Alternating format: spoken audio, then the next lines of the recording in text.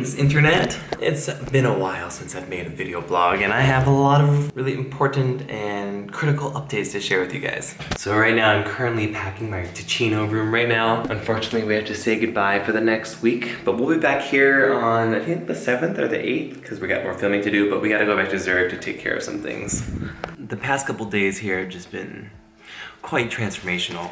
Jason and I have been filming a ton of yoga videos for his channel, like a plethora of yogic knowledge that is gonna change the world. I started reading this book on my Kindle called Hatha Yoga Pratipika. It's like one of the classic yoga texts, and I don't know, it's just like, I think it's because of where I am in my life at the moment. The words are really like resonating with my soul. When I'm reading it at night, my eyes are so glued to each word, and it's just, I feel like I'm getting serious downloads that I probably, if I read this book 2 years ago, I probably wouldn't understand it. So right now, it's like I'm getting a lot of information, and it's just making my practice so much stronger. The weather really hasn't been perfect, so I haven't been flying with Melvin as much as I want to, but hopefully the weather will be better in Zurich and I'll have some more flight time with this little guy. Alright, so I have to come clean about some things, and I think this is going to be even more a good way for me to hold myself accountable. So, it's always funny sharing this stuff in front of a camera. I know I'm always sharing health knowledge and preaching good health and taking care of yourself, and I'm for 99.99% of the time I am like fully in line with what I believe in. However, there's that little 0.01%, and I've been doing something that hasn't been very good for my health for the past, I think, decade and a half. The sacred plant tobacco has kind of been in my life since I was 16 years old. I remember when I started my first job at the Hobnob in Tacoma, my first restaurant gig, and all of my coworkers would always go and take cigarette breaks, and me being a curious young lad, I was washing dishes at the time, and I'd have breaks, and I'm like, hey, you know what, maybe I'll try this. And even though I've heard from literally everyone in my life, like, don't start smoking. My dad's like, don't start smoking. Everyone's like, oh, I wish I could quit smoking. And I've heard it from so many people, like they start and they can't stop. And I was like, oh, I'll be a little stronger than that. And so I remember I was 16 years old and I tried my first cigarette, and I was like, whoa, this tastes terrible. What is this? Why do people do this? But then I wanted to try it a couple more times to see what all the hype was about, and I would always get this like really nice head rush. I'm like, oh, okay, this is kind of relaxing. Like ever since then, I was 16 years old when I first started smoking cigarettes, and I had to like hide it from my mom. I remember this one distinct time where I was in a really stressful situation, something with my car or something, and I decided to smoke a cigarette to like relieve the stress. And I remember it helped so much in that moment. And I remember that was like where the seed of addiction was planted. And ever since then, it's been kind of like this roller coaster of back and forth. And I used to smoke like Marlboro Reds, shit cigarettes, just tobacco laced with so much chemical and all this bullshit. And then I think I was like 26 or 27 or 28. I still wanted to smoke, but I wanted to make it like a more healthy, less harmful option. So I started buying like rolling tobacco and then rolling it myself with unbleached hemp papers, and then like trying to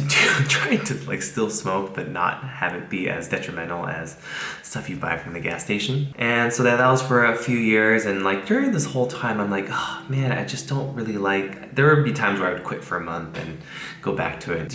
I just knew in my heart that this wasn't something that was good for me and something that I could do for the rest of my life, because I've seen so many people have a difficult time with it. And then it wasn't until I was like 27 or 28 when I started going to peyote ceremonies with my friends in Utah. And in those ceremonies, they use tobacco as a sacred plant because it's actually grows from the earth. And when it's not mixed with chemicals and additives and pesticides and all the bullshit, you can actually use the plant to make like prayers and positive intentions. After my first few ceremonies, I'm like, oh, okay, tobacco is a sacred plant. I could use this as something that I could use it to become present and like connect with the spirit of tobacco. And I'm like, okay, this is, my addictive mind's like, oh, this will be a really great way to continue smoking. So for a few years, I had like the cleanest organic additive-free tobacco. tobacco with the hemp rolling papers, and I would take them and I would make a prayer every time I smoked the tobacco and like make a wish, just become as present as I possibly could. But still, I would catch myself. I would still feel the addiction. Like I would wake up in the mornings and be like, okay, I need to have a cup of coffee, and then I need to go have a cigarette, and then I need to go make some tobacco prayers, and then I'll do yoga. And I found myself doing this so much while I was in Thailand. Like the moment I wake up, I want to make a cup of coffee, I want to have some tobacco, and then the tobacco helps move my digestive system so I can poop. And then so this was like my logic. I'm like, okay, I need the coffee and the tobacco so I can clear out my bowels, so I can have a better practice and not have all this food in my stomach. Even during all of that, I'm like, when I would smoke, it wouldn't give me the satisfaction that I wanted, and I would always feel like this little bit of guilt and shame. I know that I'm harming my body, and I would always think about how like, hey, I'm a yogi. I'm like always talking about good health and how everyone should be really healthy, and I'm not practicing it myself. So that was like really out of integrity for me, because oh man, I've made intentions about integrity in ceremonies, and it's just such a big thing in my life for you to like be in alignment with like what you truly believe in. Otherwise, you're full of shit. So I felt like that was the part of myself that was like full of shit. I'm like making videos and talking about health and stuff, and then after I turn the camera off, I'm like, okay, let's have some tobacco now and not think about it. Yeah, it's just been like this back and forth of me wanting to quit and then feeling guilt and shame every time I did smoke, and then it was just like me loathing myself and just feeling really terrible that I don't have the discipline and the self-control, and just like going back and forth, and I'm like, what the fuck is going on? I know there's like a divine, like I've done enough work to know that there's a divine purpose in everything in life. There's no mistake in anything that's happening ever. Ever. Everything is in your life for you, to serve you, and to teach you. I'm like, what is tobacco here to teach me? What the fuck? I've had my 15 years with it. I'm 31 now, and I was 16 years old, so who knows how much smoke I've put in my lungs. And my yoga mind would always be like, oh, you do pranayama every day, you do all the breath work, so you're clearing out your lungs, and you drink a lot of water, and you have a healthy vegan diet, so what's the problem? So I also didn't like how like my fingers stink, and like I don't like to have like offensive odor when I'm meeting people, and there's a lot of like not good. And then my teeth are changing color. I don't know if they're changing color right now, but I haven't had coffee for a week, and I don't want to smoke anymore because I want my teeth to look great. I want to smile bright. So this is like, I told Jason when we came out to Ticino, or when I came out here to Switzerland for the second time, I really wanted to like get my shit together and be as pure as fucking possible. No more caffeine, no more coffee, no more tobacco, no more any of the shit that doesn't make me feel my best. And I was like, I just made like I didn't make a vow, but I was like, I would really like for my life to be optimal so I can be my best self, and my yoga practice will become stronger. I can be fully in integrity when I'm like sharing my healthy perspectives and advice to the world. And yeah, I just want to be the best I can possibly be, because at the end of my life, if I have like, if I get sick or coughing up tar and I'm like, oh, you should eat healthier, and I'm like smoking, and I would be very proud of myself at the end of my life. And this actually made a little bit longer share than I thought. So yeah, I told Jason that I really wanted to let all these things go, and I'm gonna be doing this like super saltwater flush called Shanka Prakshamana. You guys can Google it. It's almost like a colonic, but like full body colonic. You drink a ton of salt water. I'll be sharing this experience in this video, in a future video, hopefully, and you guys can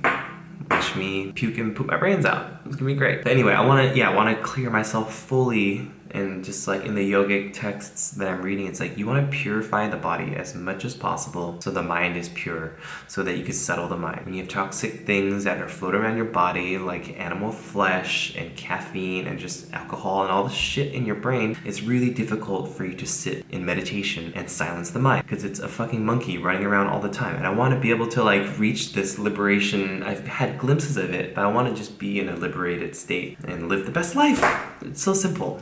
So, okay, day before yesterday, I got a message from one of my good friends, Ian Osthus. He is one of my friends from high school, and he was actually the first person that I smoked weed with. And we were in bands together and played a lot of video games, and he would come over to my place all the time. We were just really good friends, and our relationship kind of like faded away after high school got out. Yeah, we see each other from time to time, and he'll message me here and there, but we didn't really chat that much anymore. But I got a group message on Facebook yesterday, or day before yesterday, and it was with me and like 30 other people, and he wrote us saying that he got diagnosed with lung cancer. And I was like, oh fuck, this guy's only 32 years old. He's been smoking a little bit longer than I have. It's like so crazy that it just happened out of nowhere. He said he had like some chest pain and some back pain. He went to the hospital and then found out that there was a cancer in his lungs, and it spread to his lymph nodes, and then it spread to his liver, and then he only has like a 15% chance of living.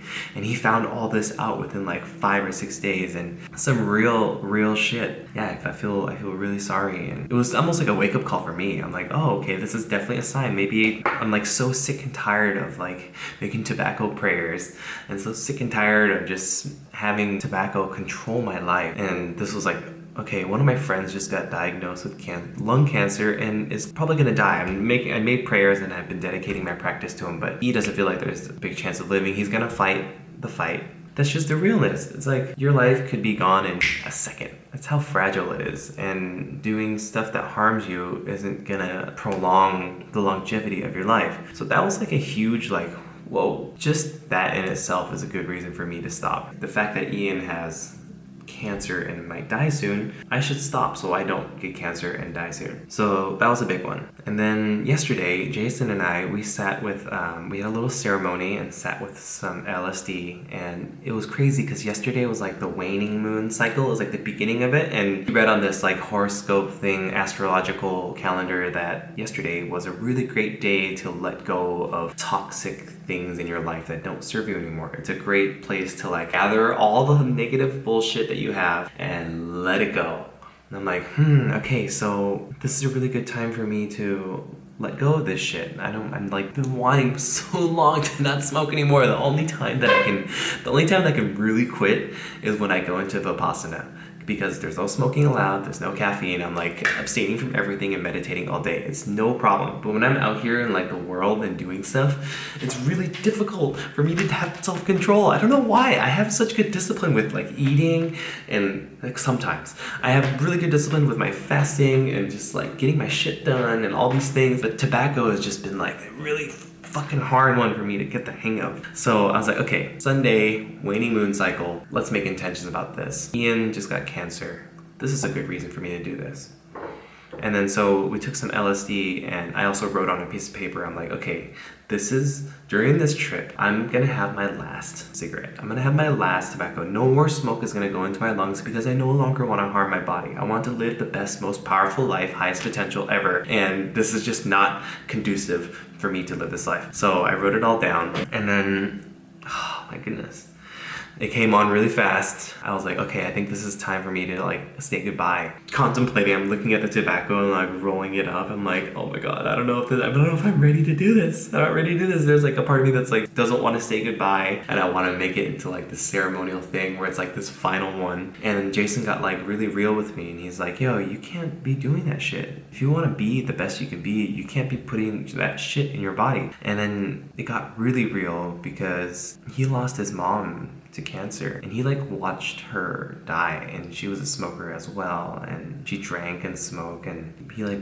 burst into tears and told me like how it feels to watch someone that you love so much die right in front of you. And he's like, I'm not gonna let that happen to you. And he told me, he's like, I can't be friends with you if you're gonna be killing yourself like that. And it was just like the realest shit I've ever experienced, because when you're on psychedelics, everything is like 100,000 times as potent, emotionally, mentally, everything's just like so intense.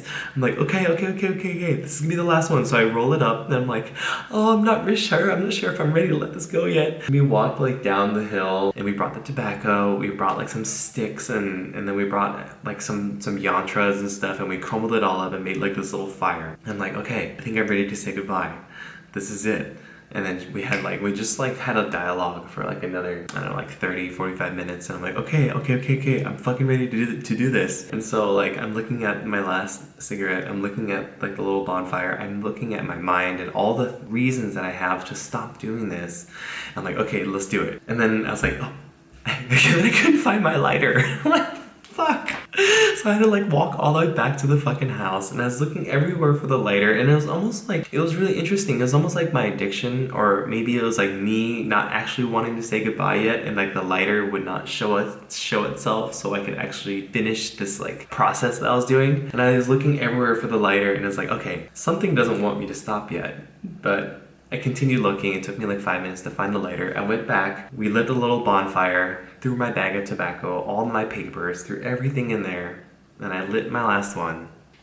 And it was really interesting because I was like, okay, I can be at terms with this. No longer do I want to put anything bad in my body. And then like this smoke from the bonfire was like suffocating me. I couldn't breathe, and the wind was like blowing all the smoke in my face. I'm like trying to enjoy my last